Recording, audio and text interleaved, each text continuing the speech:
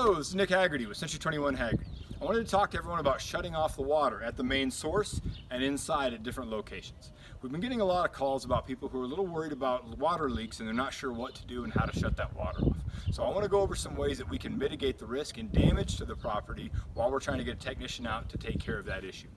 All right, if I can have my lovely assistant Richard here, we're going to go through about what we're going to find out for shutting the water off at the main. Okay, so you're going to look through, go ahead Richard. We're going to look for what looks like the front door to the Teenage Mutant Ninja Turtles house. All right, looks like a little sewer top here. We're going to go ahead and pop that open. All right, so once we've got this open, we're going to look for this knob and we're going to go ahead and start turning it to the right. Richard? Okay, now once we've opened up the hatch here, we're going to look for a knob and we'll start turning it to the right as Richard's doing. Righty-tighty, lefty-loosey. And one way to know that we've turned off the water is to point, do we look over at these little arrows here?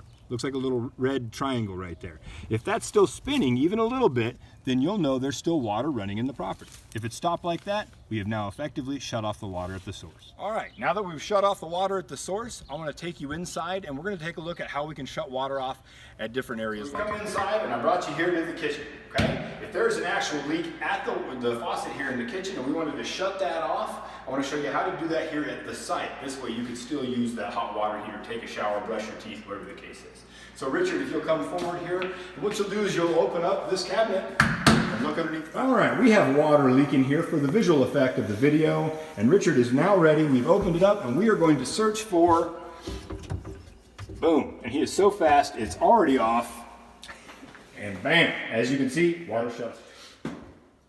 All right, here we are in the bathroom, and as you can see, another sink. All right, underneath this sink, as with most of them, you will have a hot and a cold water valve. And if you'll follow me under here, I'll show you this. All right, we're underneath that bathroom sink, and as you can see over here on the blue, that would be your cold water line, and here, you guessed it, that is your hot water line. Simply run these to the right, righty-tighty, lefty-loosey, to shut off that water to the sink. All right, now we're in the bathroom, and this thing, it leaks too. So, what we have to do is underneath the toilet, you also have another water valve. In case this is running at all times, which is very common, we need to figure out how to shut this off at the toilet site. So if you'll come on over here.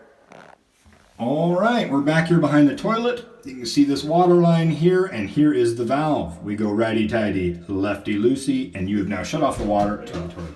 Okay, I'm here at the water heater.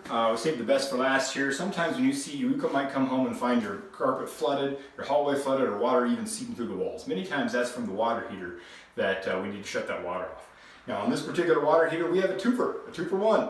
We're gonna go through how to shut the water off to this water heater, but also there's a water line that goes up through the roof into that evaporative air unit. We're gonna show how to turn that off as well. Thank you. All right, we're here at the top of the water heater. Now here, sometimes these are a water heater, sometimes they'll even be under a sink, but when you see this copper tubing, a lot of times that's going to be heading up towards your evaporative air unit. To turn that off, if that air conditioner was leaking or seeping over, we would simply grab this little doohickey, that's what we call it here in the business, and we're going to turn that to the right, and you would shut off that water to the air conditioner unit. Behind that, you'll see another knob, and that's to the water to the actual water heater itself. Simply turn to the right, and you shut off all water to that water heater and by proxy to that air conditioner. I hope this video has been informative and given you some ways on where to shut off the water, where and how, both at the site as well as out at the main. If you have any other questions, please feel free to reach out to Century 21 Haggerty. You can look on our website where we'll be posting this video and many others at c21rentals.com. Thank you and have a great day.